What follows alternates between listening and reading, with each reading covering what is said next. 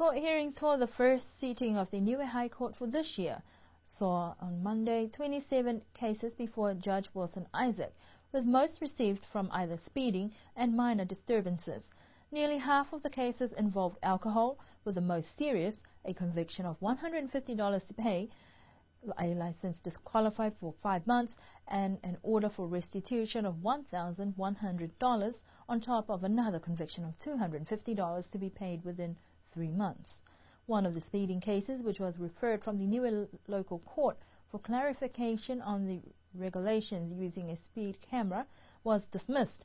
According to the Justice Department, the dismissal will also question other cases relating to the regulation, but those will be determined at the local court hearing scheduled for the 15th of June.